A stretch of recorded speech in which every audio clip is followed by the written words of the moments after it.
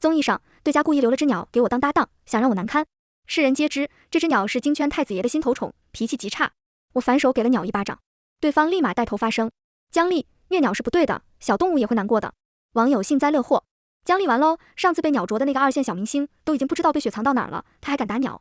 当天，太子爷抱着鸟现身节目现场，当着一群人的面，他捏住鸟头，疯狂使眼色：快给你妈道歉！我的对家林梦维和一只鸟的合照上了热搜。这只鸟叫哥斯拉，是京圈太子爷陆存的心头宠。他脾气极差，凡是接近陆存的女人都被他啄得很惨。可照片里，哥斯拉却乖顺地躺在林梦维手心里睡觉。网友惊呼：天呐，哥斯拉是不是把梦维当妈妈了？陆存林梦维，我懂你们隐晦的官宣是吧？陆维夫妇，我先磕为敬。你们之前还说是鸟脾气坏呢，明明是他有灵性，知道谁才是正宫。太聪明了，小鸟宝宝。这时，林梦维又发了一条动态：井号娇羞有个秘密想告诉大家很久了。我面无表情，顶着蓝 V 大号在底下评论：超市里的垃圾袋都没你能装。这话一出，网友们跟闻到了血腥味的鲨鱼似的，跑来我评论区一顿猛冲。呦呦呦，这柠檬精酸掉牙喽！无语，到底是什么人在捧姜丽？她明摆着一张整容科技脸，凭什么跟我们梦维女神平起平坐？姜丽背后的资本，你是不是瞎了？哈哈，我早就知道姜表想勾搭太子爷了。上次走戛纳红毯，他的眼神就粘在太子爷身上没离开过。家人们谁懂啊？人家太子爷明明看的是他身后的梦维。姜丽小姐姐，你真是自作多情的老孔雀一枚啊！看到这我真的笑了。林梦维要是知道哥斯拉是我和陆存的女儿，她还会这么狂吗？有了合照事件，我和林梦维共同参加的这档综艺，一时间成为收视率第1的爆热节目。而今天的游戏更是吸睛，节目组找来了4种不同的动物，让我们选择其中一只作为搭档：边牧、白鼬、羊驼，还有陆存养的那只玄凤鹦鹉哥斯拉。弹幕瞬间沸腾：太子爷你简直不要太爱，哥斯拉是专门给梦维老婆准备的吧？陆存，我们网友是你和维维宝贝 play 的一环吗？算了，我们愿意。给我再来一碗狗粮。说来也巧，刚才抽签决定的选择顺序里，我是最后一个选的，其他2位艺人先选走了白鼬和羊驼。林梦维站在边牧和哥斯拉之间，故作纠结地咬了咬唇。我选什么好呢？弹幕比他更激动。好了，梦维，别装了，快选哥斯拉，你可是他认定的妈妈呀。不行，我想看哥斯拉教训姜表怎么办？让哥斯拉好好教训他一顿，他就不敢觊觎太子爷了好吗？楼上的，你这主意太好了，我赞你一票。想看小鸟宝宝霸道护妈？可最终林梦维却选择了边牧。我还是要这个吧。他牵着狗绳冲我甜甜一笑。哥斯拉太通人性了，要是我选了的话，对其他人太不公平了，就让给姜丽吧。哥斯拉，你要乖乖听姜丽姐姐的话哦，不要啄她哦。气死了，梦维女神为什么要把鸟宝宝让给姜丽呀？擦，肯定是姜建仁背后的资本发力了。梦维可是太子爷罩着的呀。姜表抱上的大腿肯定是个60岁的老头，不然他哪来的本事压陆总一头？我抱着胳膊，心中冷笑。刚刚林梦维用身体挡住了镜头，以至于其他人没看见。在林梦维手指伸向哥斯拉的时候，哥斯拉立马张开翅膀，做出攻击姿态，想啄他。哥斯拉可怜巴巴地看着我，而我挪开视线，鸟都不鸟他。谁让他因为贪吃林梦维手里的松子仁，结果被林梦维迷晕带回家失了身呢？嗡嗡，我的手机来了条陌生短信：老婆，你快理理我们女儿吧，隔着屏幕我都感觉她快碎了。姜小姐，哥斯拉知道错了，她说她再也不贪吃了。我已读不回，顺手还将这个号码加入黑名单里，成为第12个被拉黑的号码。哦对，光顾着骂哥斯拉，差点忘记骂陆存了。其实那天不止哥斯拉吃了松子仁，陆存也吃了。监控里显示，林梦维看见哥斯拉和陆存昏迷后，麻溜地脱了陆存的上衣，准备开始霸王硬上弓。要不是小王司机去得快，陆存就真节不保了。林梦维就是钻了小王不知道哥斯拉也在这个空子，偷偷将哥斯拉揣进衣服里，悄悄带走了。言归正传，第一场游戏规则是让动物小伙伴们去选择特邀嘉宾的照片回来，被选中的特邀嘉宾会成为第2场游戏的情侣互动搭档。4位特邀嘉宾都是身份不凡的人物：天才钢琴家、摇滚巨星、上一届金鹰女神、京圈太子爷陆存。弹幕滚动得飞快，什么？太子爷也来了？好好好，我爱看。麻烦摄影老师把镜头转向太子爷和孟维老婆。陆维夫妇给我锁死啊！求求求，节目组不要搞暗箱操作了，我真不想看见将表和太子爷捆绑在一起，那样我真的会疯。主持人攥着黄色的口哨，蓄势待发。好的朋友们，接下来我吹完口哨后，动物搭档们就会出去挑选照片哦，让我们期待一下花落谁家吧。一道急促的口哨声后，4个动物飞快地跑了出去。白鼬和羊驼分别朝2张不同的照片跑去，唯独边牧和哥斯拉都朝着陆存的照片去了。林梦维为难地眨了眨眼，怎么会这样呀？那条边牧似乎早有预谋，一条直线闷头跑。哥斯拉看出了不对劲，疯狂扑棱翅膀。千钧一发之际，哥斯拉叼起陆存照片的一角，飞上了天空，让气喘吁吁的边牧扑了个空。他欣喜若狂地朝我飞回来，那亮晶晶的眼神疯狂在暗示我：妈咪夸我，妈咪夸我，妈咪快夸我！我把爹地抢过来惹。我叹了口气，心中一软，算了，当妈的也不能跟孩子计较。吃一堑长一智，孩子应该也是知道错了。我悄悄地冲哥斯拉竖了个大拇指，结果显而易见。下一把游戏，我和陆存一组，林梦维和天才钢琴家徐承洲一组。弹幕非常失望，我哭了，为什么会这样啊？看吧，10分钟前我就踩到了，这节目就是纯恶心人的，故意捆太子爷和江表，给江表炒热度，不看了，再见。林梦维拢了拢耳发，端着一副正主的态度，大方宽慰众人。咱们这个节目绝对是公平公正，没有黑幕的，粉丝宝宝们不要瞎带节奏哦。没关系的，宝宝们，只是游戏而已，我跟谁一组都可以呀。更心疼梦维姐姐了，我气哭了都，不想看这个节目了，为什么这么对梦维？明明她才是太子爷的正牌女友啊！我翘着二郎腿看着林梦维表演，她茶里茶气的冲我耸了耸肩，然后从口袋里掏出了一块巧克力，打算作为奖励喂给边牧吃。辛苦你了哦！我眼疾手快的拍掉了她手里的巧克力，气势汹汹。狗不能吃巧克力！啾啾！哥斯拉叫了声，激动的往地上俯冲，想捡那块巧克力吃。全场只有我听懂了，他是在说：妈咪，狗狗不能吃，那我替它吃吧。小动物不能浪费粮食。从小到大，我都没打过它。这一刻，我真的忍不住了，一巴掌轻轻的呼了过去。给我回来！你也不能吃！林梦维故作吃惊的捂住嘴，咋咋呼呼喊道：姜丽，虐鸟是不对的，小动物也会难过的。它不听你的，你再怎么生气，也不能动手打它呀。哥斯拉，你想吃巧克力是吗？来吧，姐姐给你。哥斯拉心虚的低下了头，飞回来蹭了蹭我的手背。我不想理他，直接开对林梦维。凹人设可以，能不能别残害小动物啊？他们能吃巧克力？弹幕开始喷。江表叫什么叫？吓到人家小鸟宝宝了。人家哥斯拉给你叼了张太子爷的照片回来，你不感恩戴德就算了，还骂他，真是恶心死了。万人血书，求姜丽滚出娱乐圈，求封杀这个恶毒女人。我看太子爷这辈子受的最大的气，就是看这个节目，两个心头宝轮流被姜丽欺负。也有1-2条清醒的评论。你们梦维粉真是有点尬黑和无脑站队了，狗和鸟不能吃巧克力应该是常识吧？我觉得姜丽说的对呀，林梦维既然要立爱护动物这个人设，连个都不知道吗？点了老公，一群人就硬黑，到底是谁背后有资本啊？纯路人对林梦维路转黑了，主持人全当什么都没看见，继续走进度。让我们欢迎神秘特邀嘉宾。特邀嘉宾席的帘子缓缓升起，陆存坐在沙发椅上，面色沉沉，脸色极其难看。有人开始幸灾乐祸，姜丽完喽，上次被鸟啄的那个2线小明星都已经不知道被雪藏到哪儿了，他还敢打鸟？嘿嘿，太子爷亲自现身，肯定是来讨伐江表，给梦维撑腰的。开心，有人的事业要到头喽！在所有人的注视下，陆存起身朝我走来。哥斯拉啾啾叫唤了2声，迫不及待地飞到了陆存的肩膀上站着。啾啾，爹地，舅舅，妈妈打我，宝宝痛痛。我们一家3口彼此之间都能心灵相通。于是，我现在也能听见陆存渐渐的心声。活该，谁让你惹我老婆生气？今天晚上就等着站在窗户外面的树枝上睡觉吧，冻死你这只不听话的熊孩子！哥斯拉睁着水汪汪的大眼睛看我。妈咪，陆存，想说你错了，下次还敢是吧？哥斯拉尖叫，我没有，爹地别冤枉我，我滚，默哀老子，你们俩没一个清白的。陆存肩膀猛然一颤，弹幕，你们看江表，他都给太子爷气的都发抖了，还满脸无所谓的表情。我看鸟宝宝的眼睛都湿了，他是不是哭了？心疼，可我心知肚明，陆存明明是被我一嗓子吓得瑟瑟发抖，这会儿他还在暗戳戳的试探我。老婆，你可不可以不理哥斯拉，只理我呀？坏爹地，你根本不是来帮我和妈咪和好的。呜，爹地坏，不要爹地了，妈咪不要我，那宝宝只能去当官了。哥斯拉气得啄了一口陆存，飞到角落里赌气去了。不明真相的林梦维还以为这是哥斯拉在给他信号呢，主动站出来说：主持人，我感觉哥斯拉好像有点闹情绪了，要不这样吧，姜丽，我们交换一下宠物。不等我回答，主持人先一步开了口：孟维老师，你启发了我，要不咱们临时增加一个交换搭档的小游戏吧？通过大转盘的方式决定谁和谁交换搭档，被选中的2个人可以先进行商量后，再决定舍弃动物搭档，还是舍弃情侣互动对象交换。陆存不悦的蹙眉：你们这节目最好没有暗箱操作。弹幕又躁动了起来。啧，太子爷都觉得有问题了，姜某人，劝你别再搞特权了，小心吃不了兜着走。人家太子爷都开口护正主了，某些人真该清醒清醒，别白日做梦了。景浩何时拆真 CP 蹭流量的小三例糊一辈子。林梦维这下更来劲儿了，卷着自己的一缕头发，扭扭捏捏的凑到陆存面前。陆哥，陆存，乱叫什么？网友，卧槽，好甜啊！不让叫哥，这是暗示你叫老公啊，梦维，快叫老公！林梦维看到这条弹幕，露出一抹羞赧的微笑。他红着脸看向陆存，陆存赶紧偷偷的攥紧了我的衣角。哥斯拉，妈咪，我看见了，爹地在偷看林绿茶。陆存，老婆我没有，我一直低着头的，我是清白的。哥斯拉，你继续在角落里生你的气，别瞎掺和大人的事。我没搭理这父女俩，认真的盯着大转盘。当指针稳稳停留在我和林梦维的名字上时，我悬着的心终于死了。鬼才信没有黑幕。主持人趁热拱火。那么姜丽老师，你想和孟维老师交换哪个搭子呢？林梦维娇羞地看了陆存一眼。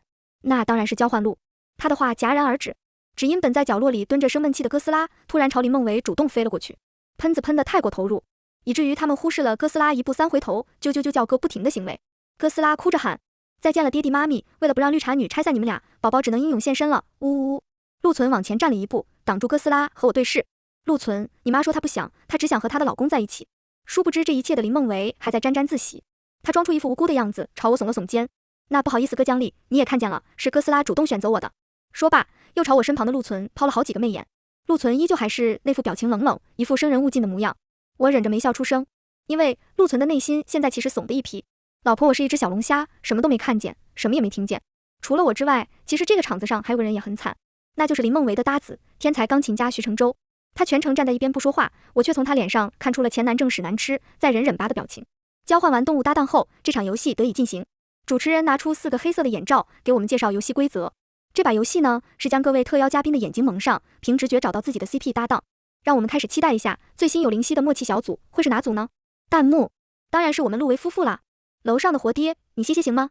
看直播还能当云姐呀？现在姜丽和陆存才是一组，孟维粉一直无脑袋踩姜丽，真的让人开始反感了。主持人有条不紊地给各位特邀嘉宾戴眼罩，林梦维却突然站了出来。主持人，陆总不太喜欢被陌生人碰眼睛，你把眼罩给我吧，我给陆总戴。陆存立马求助地看向我，老婆，你管我吗？你再不管我，我要揍他了。我来吧，主持人。我忍住笑意，伸手接过主持人手里的眼罩，干净利索地给陆存戴上。考虑到我比他矮了20厘米的身高，陆存非常主动地屈膝低头迎合我。陆存是不会同意别人给他戴眼罩的，因为当年他还是一只什么都不懂的清纯大凤凰时，我一本正经地告诉他，在我们人类世界里，眼睛是非常重要的地方，只有爱人才能碰，以至于每次欢好，他的指腹都会摩挲我的眼睛，温柔地吻我的眼尾。我这个举动无疑给网友们带来了不小的冲击。姜贱人啊，气死我了！孟维，你能不能扇姜表一巴掌啊？不是，你们没有发现林孟维说要帮太子爷戴眼罩的时候，太子爷拳头都硬了吗？而且姜丽给太子爷戴眼罩的时候，太子爷超配合嘛，那嘴角都要比 98K 还难压了。我也注意到了，严查太子爷和姜丽，我越看这两人越有 CP 感，是怎么回事？陆存等人被蒙好眼睛后，被带到一边去了。主持人压低声音嘱咐我们交换衣物手势。听到这话，原本脸色还非常难看的林孟维一下又好了起来。我们走进更衣室里，四周无人的情况下，林孟维也不演了，满脸怨毒的讽刺我。姜丽，不管你用什么手段引起了太子爷的注意，但我告诉你，你休想取代我在太子爷心中的地位，毕竟我可是哥斯拉认定的女主人。很快，我们交换好了衣服，以至于我现在满身刺鼻的香水味，鼻炎瞬间就犯了，连打了好几个喷嚏。我和林孟维一左一右坐在最远端，等着徐承洲和陆存走过来。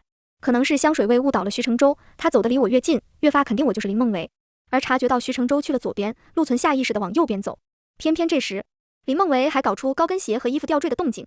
因为今天到场的女嘉宾只有我穿高跟鞋和有吊坠，我深知他是故意搞出这样的动静，好让陆存往他那边走。想到这上次陆存被他揩油了，我就一肚子气，脸上立马变得难看。林孟维看着陆存离他越来越近，得意地勾了勾唇。姜丽，你也别伤心啊，毕竟陆总明显跟我更配一点呀。我懒得理他，认真留意新生里的动静。此时哥斯拉正在和陆存拌嘴。爹地，你看不见了吧？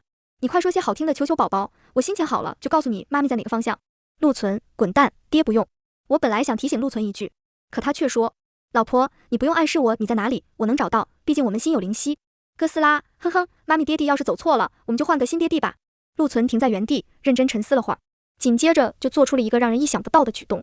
他大步流星地超过徐承洲，斩钉截铁地走到我面前停下，然而用非常肯定的语气对徐承洲说，林孟维在右边，这个是姜丽。徐承洲不明所以，但还是点了点头，走到右边去了。林孟维的表情管理在这一瞬间失控了，他的笑容僵在脸上，阴阳怪气地质问我，你是不是作弊了？徐承洲都认错了人，陆总为什么一点都没犹豫的就朝你走过去了？我难得也有点疑惑，没有任何提示，眼罩戴得很严实，陆存是怎么知道我在左边的呢？弹幕，偷偷拉小手，怎么你俩怎么突然填上了啊？咱们就是说，有没有一种可能？有没有一种可能，我真是饿了，什么都磕，死心了，难道陆维 CP 是假的？心碎了，明明孟维更配太子爷一点的呀。太子爷，你心忙啊。林孟维看到转变的风向，气得咬牙切齿，疯狂用眼神暗示陆存。陆存却根本没理他，只是用心声告诉我，老婆，有件事忘了告诉你，我们凤凰一族天生没有嗅觉，只能闻到至亲或者伴侣的气息，所以就算他衣服上的香水味再浓，我也是闻不到的。这让我猛然想起，当年我第一次遇见陆存的时候，他凑到我身边，克制着躁动，认真闻了我好几次。这就是当年你像个变态一样抱着我一顿猛吸的理由。此条心声已屏蔽哥斯拉。陆存在我旁边坐下，哥斯拉故意好几次在林孟维面前晃悠，骗林孟维伸手出来接他，然后虚晃一枪飞走，让林孟维什么都接不到。现在他忍不住飞到陆存怀里求抱抱，弹幕飞速滚动。难道只有我觉得太子爷和姜丽还有哥斯拉很像一家三口吗？楼上的等等我，你们快看，这一人一鸟眼神都粘在姜丽身上，没挪开过。我来晚了嘛，家人们，听说这里有反转瓜吃。不知从什么时候开始，林梦维的死忠粉们越来越少了，更多的人磕起了我和陆存的 CP。拜托，你们真的没有注意到吗？好几次太子爷的食指想勾姜丽的小拇指都被姜丽躲开了。咱们就是说，这有脑子的人都知道谁是正主了吧？懒得举报你们这些小黑子，神经！林梦维终于坐不住了，他推倒椅子，故意整出很大的动静，吸引住大家的目光。对不起大家，他突然哭了起来，对着直播摄影机楚楚可怜。很抱歉，这个节目我进行不下去了。他双眼通红地望向我。姜丽，你不喜欢我没关系，但请你不要再为难陆总，为难哥斯拉，让他们做不喜欢的事了。我和陆存一脸黑人问号，就连哥斯拉都歪了歪鸟头。谢谢你陆总，我知道你今天是特意来为我撑腰的，但是没办法，姜丽实在是……等一下，林小姐。陆存指了指自己的脑袋，您是有妄想症还是间歇性精神病吗？我是为我老婆来的，跟你有什么关系？哥斯拉，啾啾。陈复义，弹幕炸了。老婆，我擦，这猝不及防的反转给我惊呆了。6666，小三疯狂作死挑衅正主，你们是懂小说反转的。姜丽，你这个死丫头背着我们吃这么好，看这态度，太子爷的心是被你抓得死死的喽。陆总好对，行了，你们快官宣吧，别吊着我们了。主持人按捺不住一颗吃瓜的心，把话筒凑到了陆存嘴边。陆总，请问您老婆是？当着所有人的面，陆存捏住哥斯拉的鸟头，疯狂使眼色。赶紧趁现在人多，快给你妈道歉。这响亮清晰的一句话，让在场的所有人都傻眼了。哥斯拉乖巧地端正了姿势，老老实实地低下了小脑袋。啾啾，我全世界最漂亮、聪明、温柔、可爱、美丽、大方的妈咪，宝宝知道错了，宝宝以后再也不乱吃别人给的东西，保证以后只是偶尔捣乱了，你可不可以原谅宝宝？一股无语涌上心头，我还是朝他伸出了掌心，示意他飞过来。哥斯拉欢呼雀跃地展开翅膀，一字一顿地说了句妈咪撇撇。这一刻，弹幕彻底疯狂了，以肉眼都看不过来的速度疯狂刷屏。啊，妈咪，卧槽，哥斯拉还会说话呢！哈哈哈哈！爆笑如雷了，家人们。结果人家正主一直在看小丑表演呢，代入一下林梦维，我现在只想找个缝隙钻进去。场面开始变得失控，直播被迫终止。我们一家三口准备离开，林梦维却不死心地拦下陆存。陆总，说我做错什么了吗？你为什么突然对我这么冷淡？你不可能对我一点感觉都没有吧？我出席的每个节目，你都会来的。陆存啧了一声，少往自己脸上贴金了。我老婆真倒霉，每次都要跟你这种颠婆参加同一个节目。他勾上我的胳膊。要不是我老婆说不想被网友揣测他是靠着我上位的，我们早就官宣了。这一刻，林梦维终于傻眼了，他失魂落魄地呆滞在原地，不知道做什么好。临走前，哥斯拉还回手掏，啄花了林梦维的脸。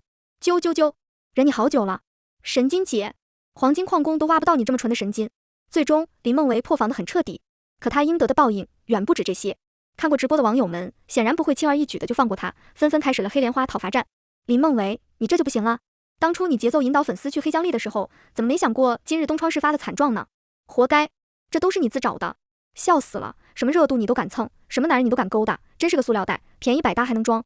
惹到陆存和姜丽，你算是踢到钢板了。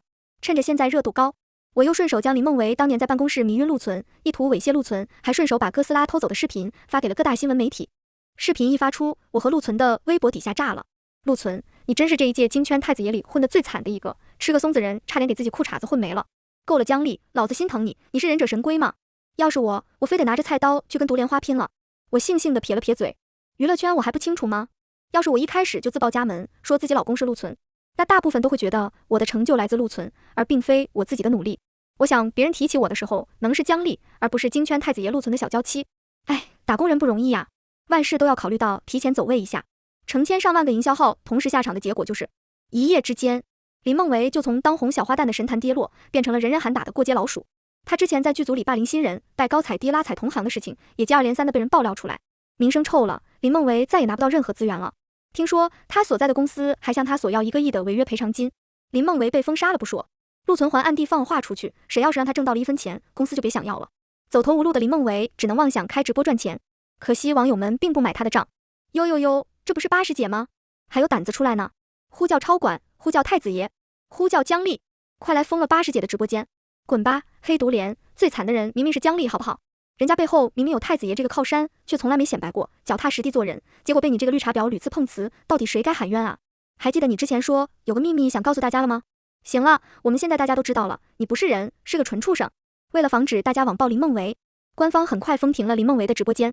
网友们开始好奇，住宅被强行拍卖又身无分文的他会去哪里呢？就在他们讨论的如日中天时，一个鬼鬼祟祟的人按响了我家别墅的门铃。栅栏外，林梦维摘下围巾，露出她满是红血丝的眼睛，看得出来，她已经很久没有睡过一个好觉了。姜丽，我知道错了，对不起，你能让陆存放我一条生路吗？林梦维那两只没有血色、干枯的双手死死地抓紧了铁栅栏，他犹豫了半天，最后还是朝我跪了下来。我知道你心里有气，恨我也是应该的，对不起，这几年是我让你受了太多委屈，我可以给你打欠条的，你说吧，你要多少钱？以后我挣到钱了会慢慢打给你。我平静地掏出电话，按下110。喂，帽子叔叔吗？有人在我家门口骚扰。林梦维吓得围巾都来不及捡，撒腿就跑。我这人从不内耗，从不为别人犯下的错误惩罚自己，更不会纠结要不要原谅别人。后来陆存告诉我，林梦维背了一屁股债，无家可归，甚至为了躲避债主，不惜跳进臭水沟里藏身。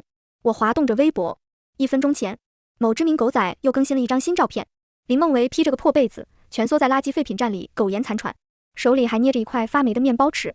网友热评：这是一幅世界名画，盛开在垃圾站的黑莲花。林梦维遭到了他应有的报应，我却躺在公司新配置给我的超豪华保姆车上，幸福地笑出了声。窗外，一辆黑色的库里南不满地鸣了一下喇叭，隔得老远，我还是清晰地听见了父女俩的心声。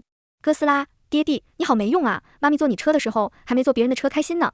陆存，很好，哥斯拉，记住你今天的所作所为，喜欢顶撞爹地的小鸟是永远学不会变成人形的。哥斯拉，真的吗？对不起爹地，爹地，教我变人啦，我想跟妈咪穿亲子装。又一个3年过去，哥斯拉终于成功学会了变为人形，从一只调皮捣蛋的玄凤鹦鹉，成功进化成了一个双马尾小学生。不知道世上哪看多了言情小说，他连哭带求的让我们把他的名字改叫陆佳怡。妈咪，你为什么要给我取名叫哥斯拉呀？哦，宝宝才不是很丑的大怪兽。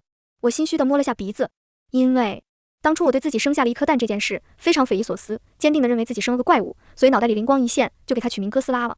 妻管严陆存当然不会反驳我的任何提议。初为人形的哥斯拉非常激动，每天起床第一件事就是拉着我出门逛街。于是未来3天的微博热榜上无一例外地出现了一个词条：井号金圈太子爷陆存和影后姜丽瞒着网友有个6岁大的女儿。网友们哭天喊地，我磕的 CP 居然早就背着我有个娃娃，不让我们网友当孩子的干妈。这么多年的情爱终究是我们错付了。陆存道歉的速度飞快，二话不说开启直播，怒送了1000万红包，才安抚了受伤的网友们。陆佳怡并不是一盏省油的灯，她平时在学校里调皮捣蛋，惹是生非就算了，隔三差五还往家带男同学。陆存揍了她好几次都屡教不改，说什么都要去调戏别家清纯小男孩。直到某天，他上高中的时候突然哭着鼻子回来了，妈咪，我不想去上学了。今天我吸了我男同桌一口，因为我闻到他身上有很好闻的味道，这是我第一次闻到别人的味道，所以就情不自禁地凑了过去。结果他说我是女流氓，讨厌我一辈子，呜，太丢人了。听完陆佳怡的哭诉，我躺在竹衣吊篮里，悠闲地用脚尖勾了陆存一下。陆存强装镇定地咳了声，端起了老父亲的架子。哥斯拉，这是正常的，爹地也是有过的。陆佳怡吸了吸鼻子，我知道的爹地，你爹地每天晚上都趁妈咪睡着后，抱着妈咪一顿猛吸。陆存炸毛了，都说了不准偷进父母的房间，你都多大了？父女俩走了后，我莫名觉得家里有股骚味，找了好半天，我的视线最后定格在陆佳怡书包旁边的一个白色的绒球挂件上，鬼使神差的把鼻子凑过去闻了闻，好大的狐狸味。后来我发现了一个小秘密，每逢下雨天打雷天，正对着陆佳怡卧室的花园栅栏外，一只略微有点秃头的白狐神出鬼没，所以那个白色的绒球挂件是